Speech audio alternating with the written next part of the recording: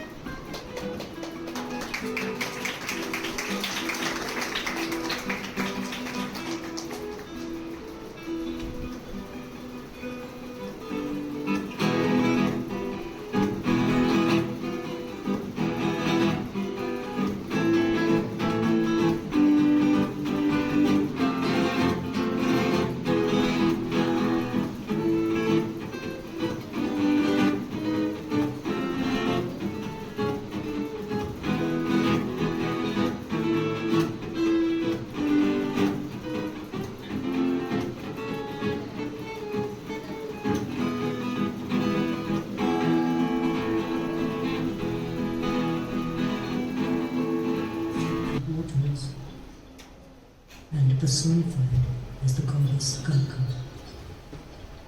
The Himalayas have a magnetic attraction for people from across the world, and for Truike it was no exception.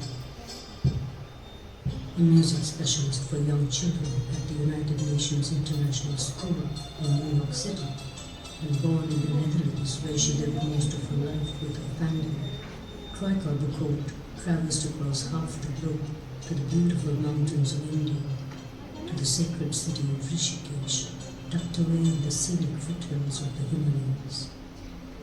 Adjacent to the holy Ganges River, Rishikesh is home to a host of temples and ashrams. This is Rishikesh Writings, and we are with Truike. Namaste, Truike. Thank you. Namaste. And we are here to show you another story which born from Rishikesh. That's the social work, social reform, we can say, the Children of the Ganges. It was started by Truike when she came in India to learn yoga. Namaste, Truike.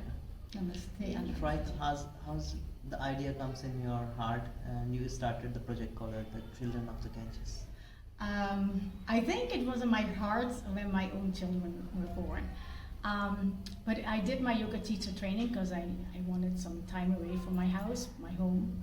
And I did the yoga teacher training, and every day I saw the children on the street, and just because I missed my own children, I saw my children and them. And I started working with art projects, just buying some crayons and stuff, because one little girl was selling me a piece of paper with a lotus on there.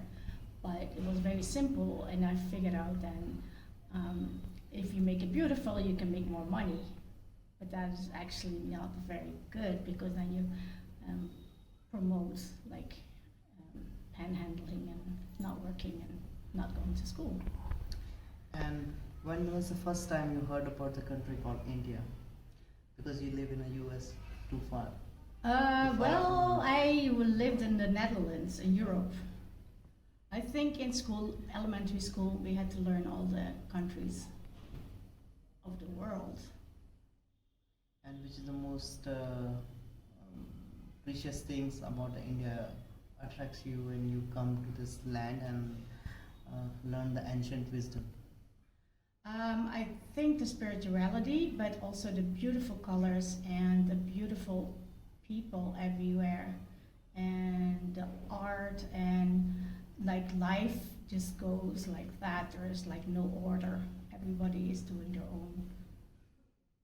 Yeah, it's not so organized. It just happens. I like that a lot. I love the music, the traditional music. And who inspire you to do this project? Um,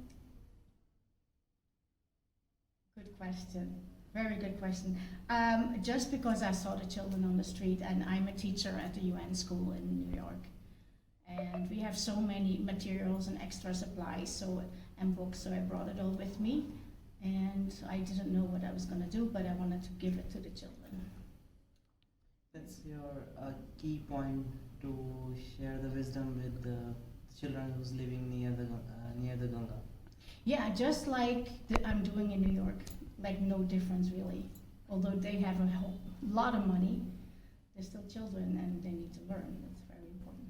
And what is your vision about this project? Like, how are you going to reshape the future of the children within your project? Yeah, I think the area where we started the school in Swarkarshram has changed a lot. It has become almost like a tourist mecca of yoga, and that is not what I envisioned when I started the school. I want to promote peace, and I want to promote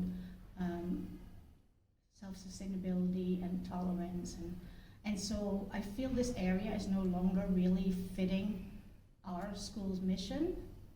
So we are looking at other places and working together with other NGOs in the area.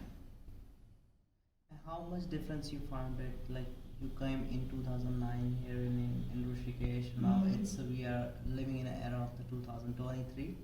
And how much difference you found it? And what message you would like to say to the public of Rishikesh? The people who come in and the tourists.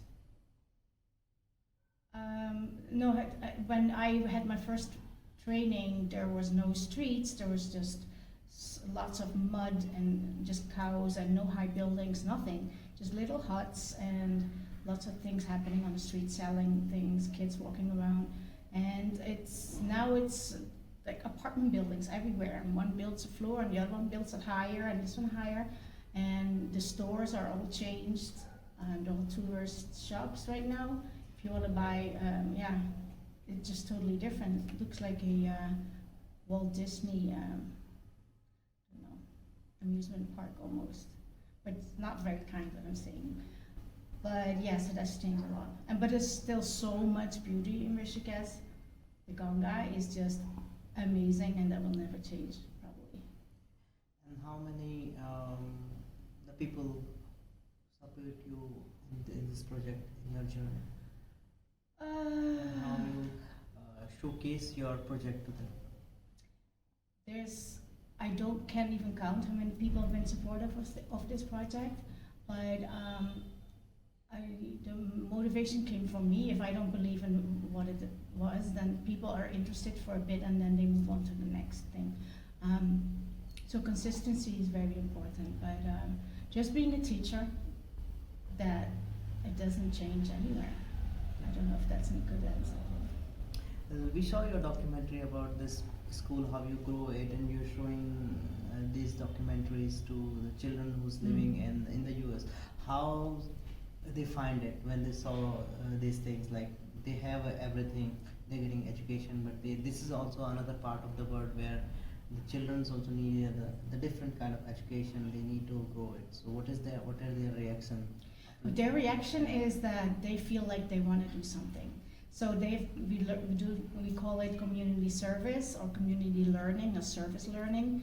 And so they're starting like a project, like they were selling bracelets, for example, and then the money would go to Children of the Ganges, or they were giving up privileges at home, and so the parents would pay them for the privileges, like not watching TV and giving up different things that the children in New York take for granted.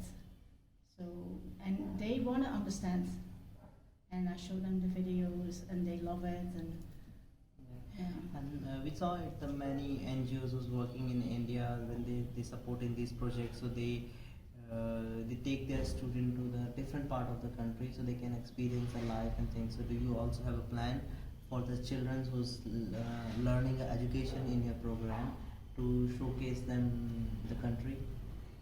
I don't think so. I do believe like when they're doing the tuition and when they're doing well at school that eventually they would go to university and that will take them to places. But that's not how far we're going. We're trying to motivate them to be learners for life, and that will take them places. But that is God's work, right? That's out of our hands, I think.